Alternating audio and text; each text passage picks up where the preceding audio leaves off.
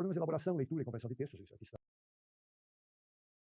Nosso objetivo é falarmos sobre a questão de aspectos da situação atual do ensino fundamental e áreas deficitárias no processo de alfabetização e consolidação de habilidades de leitura e de escrita. Portanto, vamos ao nosso tema e para adentrarmos nesse tema, da questão de que condições está a nossa educação hoje, principalmente em termos de educação fundamental, de ensino fundamental, vamos levar em consideração os resultados do ANA, Avaliação Nacional de Alfabetização. O último ANA, ele indica que, os resultados indicam que, na média nacional, cerca de 52% dos alunos chegam ao final do terceiro ano do ensino fundamental em nível precário ou insuficiente de alfabetização. Ou seja, a maior parte das nossas crianças, depois de 3 anos de escolaridade, ainda não estão lendo e escrevendo de uma forma satisfatória. Isso na média. Se a gente for levar em consideração alguns estados, os que têm pior desempenho, nós encontramos até cerca de 80% a 82% de alunos sem ler e sem escrever no final do terceiro ano. Em outros estados, os de melhor desempenho, nós encontramos 30%, 40% e na média 52%. É um número realmente muito preocupante, o que requer mudanças ou reflexões a respeito do que é que nós temos que fazer para mudar, transformar essa situação. Por outro lado, dados da Organização Mundial de Saúde indicam que cerca de 15% dos estudantes podem apresentar verdadeiros problemas de aprendizagem ou limitações acadêmicas. É o autismo, a dislexia, a deficiência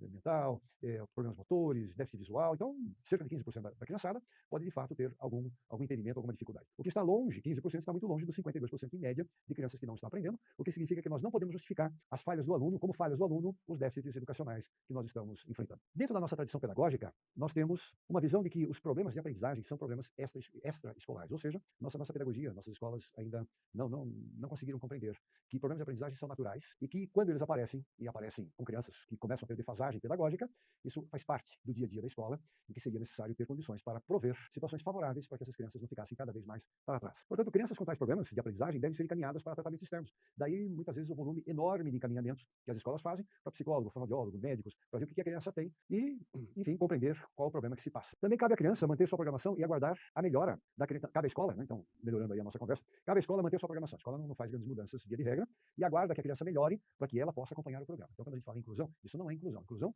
ou adaptação curricular é quando a escola faz seus ajustes para chegar às necessidades da criança e não fica aguardando que a criança faça um atendimento externo para poder acompanhar o dia a dia regular da escola. Isso, de fato, não tem nada a ver com a ideia de inclusão. A postura da escola também é uma postura de quem fica na expectativa da melhora. O que eu posso fazer se a criança não está melhorando? O que eu posso fazer se vai para o psicólogo não melhora, vai para o fono não melhora, vai para o psicopedagogo também não melhora o suficiente para acompanhar? Como a criança vai aprender? A criança tem condições de aprender em todos os espaços clínicos e, acima de tudo, o espaço pedagógico tem que ser um espaço favorável à aprendizagem. E nós temos também a cultura do laudo, né? Tem que laudar a criança. Eu só posso fazer alguma coisa se a criança tiver laudo. Na verdade, nós temos que fazer alguma coisa na medida que a gente sente que a criança tem dificuldade, já temos que nos mobilizar para tentar amenizar e criar condições de superação dessa dificuldade, independentemente de laudo. E se a criança puder ser encaminhada, fazer avaliação, ter tratamentos que merecem, ótimo, mas nem sempre isso é possível, principalmente quando pensamos na rede pública de ensino, na qual os pais não têm recursos para buscar tratamentos privados e tampouco a rede pública tem condições de atendimento de todas essas crianças. Quais são os principais motivos dos encaminhamentos escolares? Problemas de linguagem oral, de fala principalmente, dificuldades em relação à aprendizagem da leitura e da escrita, a escola observa que a criança tem dificuldade para ler e para escrever, por exemplo, crianças de séries mais avançadas e que ainda não estão alfabetizadas, limitações ortográficas, muito erro na escrita, problemas de elaboração, leitura e compreensão de textos, isso aqui também são representantes de uma área bastante sensível de aprendizagem, né, que é interpretar um texto, que é conseguir elaborar um texto, construir um texto, coesão, coerência, sequência, levar em conta os aspectos gramaticais e assim por diante. E nós também temos muito encaminhamento pelas dificuldades comportamentais. E, curiosamente, muitas dessas dificuldades comportamentais, a gente observa que podem estar ligadas a um mau desempenho acadêmico. Às vezes a criança começa a desenvolver comportamentos inadequados ou problemas nesse sentido,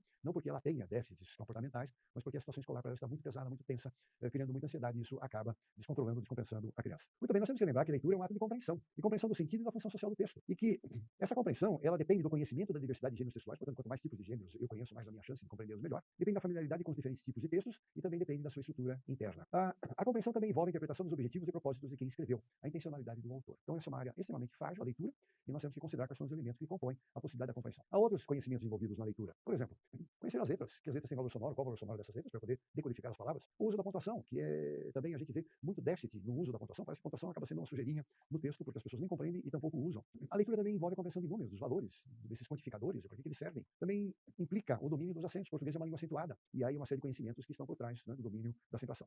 E também o domínio dos marcadores, como os parágrafos, travessão, etc. e tal, que juntos compõem uma série de regras, normas ou condições para facilitar a leitura também. Lembrando que nós temos rotas de leitura, uma rota chamada fonológica, que depende das nossas habilidades de correspondência fonema, grafema e da velocidade com que a gente transforma letras em sons, em sílabas, e as sílabas são unidas para formar palavras, e daí libera o sentido, ou a rota lexical, que é usada graças às memórias que nós vamos formando das palavras, à medida que a gente se torna leitor e realiza práticas leitoras frequentes, e a extensão desse vocabulário na nossa memória vai aumentando cada vez mais, o que nos permite ter fluência leitora, e na medida que chega a fluência leitora, as nossas condições cognitivas cognitivas estão mais liberadas para pensar no sentido e na função do texto, e menos esforço é requerido para transformar letras em sons.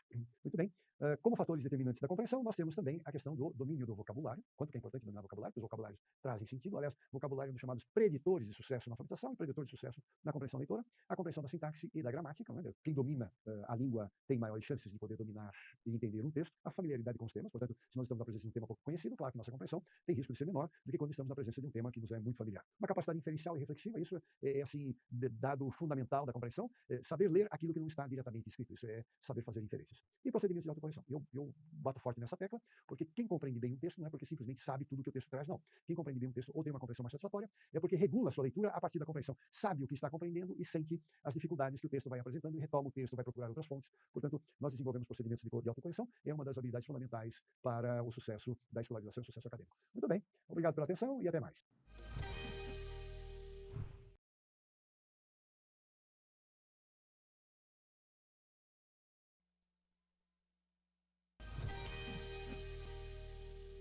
Olá, eu sou o professor Jaime Zorzi e nesse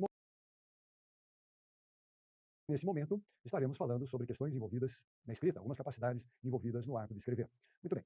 Ponto de partida: dominar as letras. Saber digitar, se nós vamos escrever no computador. Saber desenhar as letras, grafar as letras, se vamos escrever no papel. Saber que existem vários tipos de letras: letra cursiva, letra de imprensa, letra maiúscula, letra minúscula. Que existem várias fontes. Conhecer essas fontes, porque é com elas que nós vamos escrever.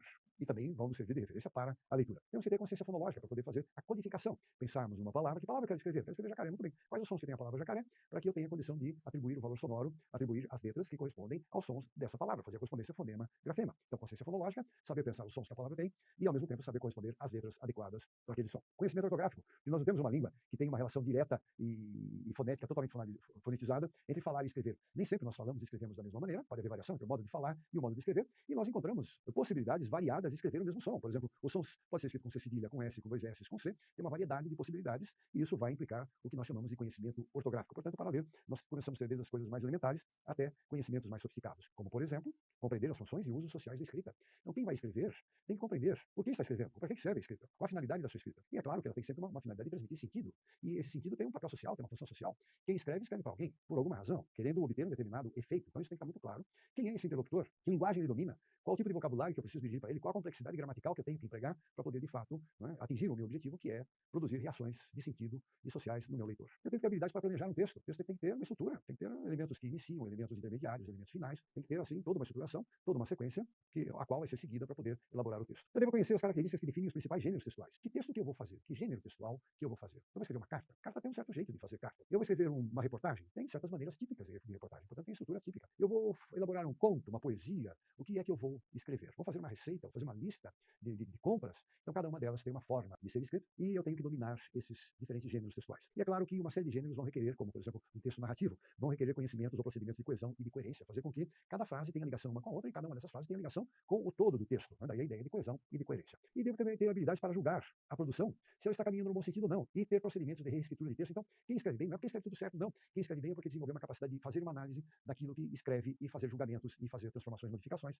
dessa produção. Outras capacidades envolvidas na escrita, conhecimentos de aspectos formais, sintáticos, semânticos, ortográficos, eu preciso dominar todos esses elementos para poder me expressar de uma forma favorável. E quando a gente bota o foco na leitura agora, quais são os problemas mais frequentes na leitura? Falhas de decodificação e influência são muito frequentes. Dificuldades de compreensão do texto em níveis de maior abstração. Desconhecimento do uso e da função social dos diversos gêneros textuais. Falta de procedimentos de controle da compreensão, ou seja, de envolvimento de habilidades metacognitivas. Um desinteresse. Claro que na medida que eu leio um texto, ele não me faz sentido, não vejo função, não compreendo o que ele transmite, não tenho muitas vezes uma habilidade de seguir o texto, como é que eu vou ter interesse por ele? E, finalmente, apontando as falhas de escrita, nós podemos falar da elaboração de textos de uma maneira geral, o planejamento do texto, por exemplo, a falta de coesão e de coerência na interligação das ideias, alterações e limitações gramaticais, a pontuação e a ortografia. Portanto, temos aqui uma série de elementos com os quais temos que nos preocupar no dia a dia para garantir uma boa aprendizagem da linguagem e uma boa expressão, manifestação do pensamento. Até mais e muito obrigado.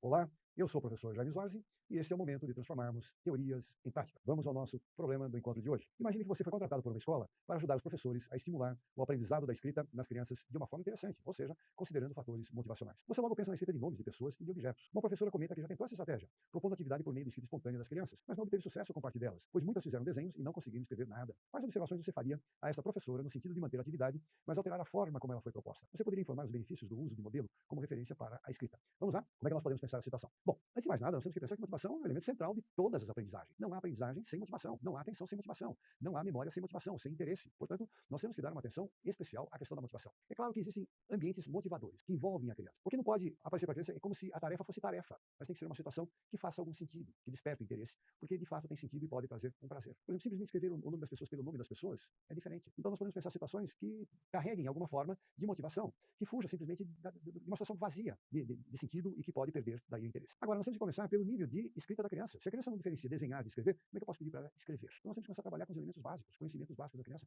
fazer situações que diferenciam o que é desenhar, o que é escrever. Então vamos desenhar fulano, vamos desenhar Beltrano, vamos desenhar pessoas. Como é que se desenha? Vamos agora descobrir ou dar o nome dessas pessoas, quem é quem nesses desenhos. Pronto, já é uma outra situação. Agora, eu tenho que saber qual nível de escrita que a criança se encontra. Ela tem que saber pelo menos desenhar letras. Ela tem que fazer a diferenciação entre o que é desenhar e o que é escrever. Ela já tem que saber traçar as letras minimamente para não ficar fazendo garatujas, porque senão ela fica perdida, não sabe o que estamos solicitando e não tem conhecimento suficiente para suportar isso. Portanto, propor atividades de forma lúdica que envolvam o ato de escrever, por exemplo, fazer uma lista de compras, ajudar a mãe a fazer uma lista de compras, fazer uma lista de compras sugerindo que a mãe compre aqueles itens, fazer uma lista de convidados para uma festa, listar os animais que podem ser encontrados no zoológico e assim por diante, quais as pessoas que você gostaria de convidar e o nome das pessoas, eu creio que se cria um ambiente mais motivador. Os alunos devem escrever de acordo com suas hipóteses e o professor pode escrever convencionalmente, chamando atenção para as sílabas e os sons como determinantes das suas opções de letras. Por que eu escolho determinadas letras e não outras? Então, a gente até recomenda assim, induzam seus alunos a primeiro pensarem a palavra que querem escrever, produzirem sílaba por sílaba, pensarem os sons que estão dentro das sílabas e daí detectarem o som e daí decidirem como é que vão escrever. Isso é uma dica que pode ajudar em muito o desenvolvimento da leitura e da escrita. Muito bem, espero ter contribuído aí para a resolução desse tipo de problema envolvendo a motivação. Até mais e obrigado.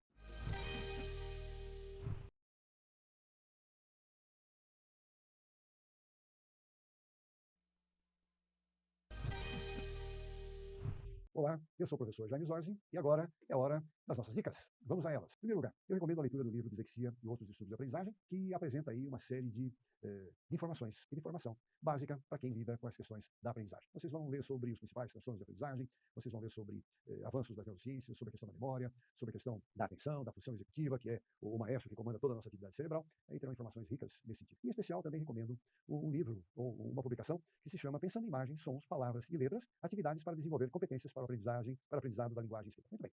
Esse é um livro que nós produzimos, eu e mais duas colegas, né, Angélica Galindo e Bianca Queiroga, exatamente tendo como foco o último ano do ensino infantil, preparando para a alfabetização. E aí a gente trabalha com alguns conhecimentos que são muito facilitadores para a aquisição formal da leitura e da escrita. No primeiro caderno, nós trabalhamos com habilidades verbais, orais, como a memória, a atenção, a consciência fonológica, a capacidade de pensar a estrutura das frases. Trabalhamos com antônimos, com jogos envolvendo concordância verbal, concordância de número, com julgamento de palavras verdadeiras, não verdadeiras, com discriminação auditiva, ou seja, uma série de habilidades de linguagem oral que são muito facilitadoras para a demanda linguística que vem depois com a aprendizagem da escrita. E o outro caderno, que é um caderno muito voltado para habilidades que podemos chamar envolvendo processamento visual, questões visuais a respeito da formação das letras, da posição das letras, de sequências, de ordenação, de proporção, de o que é letra, o que não é letra, então envolvendo classificação. Esse conjunto que envolve habilidades cognitivas, visuais, processamento visual e processamento linguístico, cognitivo-linguístico, forma então uma dupla que tem por objetivo facilitar de uma maneira bem dinâmica e motivadora a aprendizagem das crianças, principalmente nesse final de infantil, já tendo em vista a alfabetização. Então, espero que vocês façam bom uso desse material e me despeço por aqui. Até mais, obrigado.